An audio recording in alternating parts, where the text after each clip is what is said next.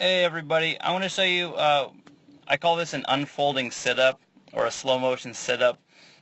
First things I want to mention, the sit-up for me is more of a hip flexor drill. People say, oh, it's a great ab workout, but I feel it more in my thighs or my quads. Well, that's because your hips are doing the moving. Your abs they're not doing the moving. Their job is to hold position and brace. So I'm going to run a clip, show you what I'm looking for, then we'll break this one down. This one is more complex than it looks though.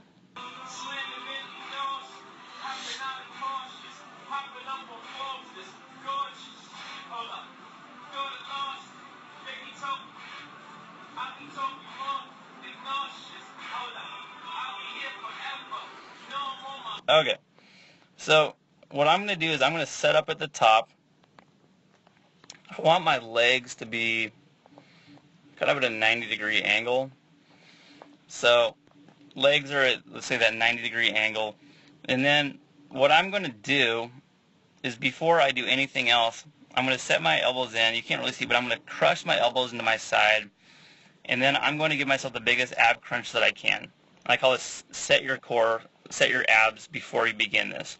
Otherwise, you will collapse, and then you'll feel this probably more in your lower back than anywhere else. So I'm going to crunch, boom, compression breath, crunch, and I'm just, imagine squeezing water out of, wringing water out of a towel by just squeezing it as tight as you can. I'm crushing as much out of my midsection as I possibly can.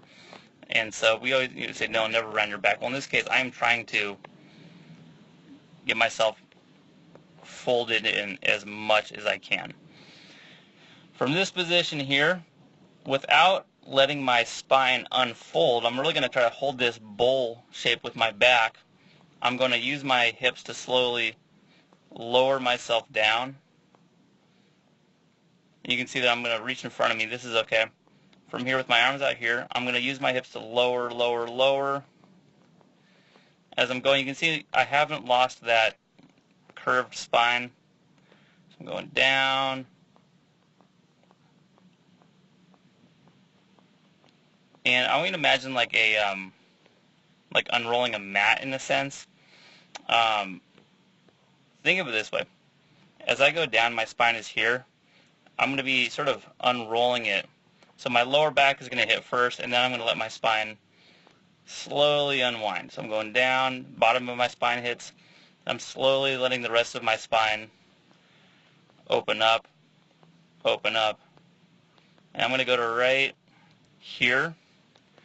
This is as low as I'm going to go. You can still see that my abs are in this contraction. So I'm not going to just let myself full on collapse. Like, my shoulder blades should not touch the ground for this drill.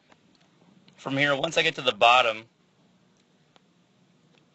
I'm going to go back up the same way I came, by just rolling back up. Rolling, rolling, rolling. My feet haven't moved. Abs are staying, we'll say, crushed into position. Little neck veins popping out, that's okay. And I'm going to get back to the top. What I don't want to see is just a full-on, as you're going down, just a blount, just like a collapse. I'm unwinding and I'm winding.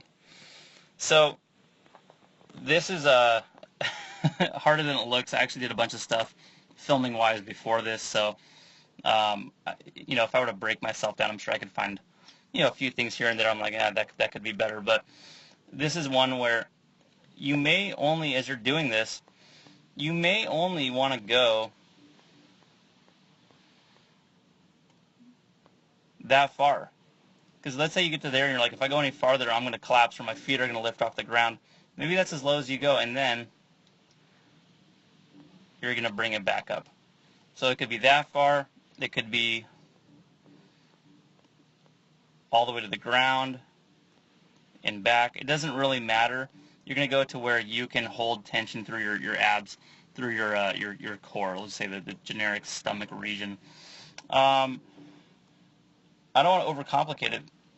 Again, if you're doing this thing and it hurts your lower back, you're either going too far, or maybe you're tired and your core is just, you can't keep up with the movement, or maybe the movement you're not ready for it yet. But stay safe with it. Give it a try.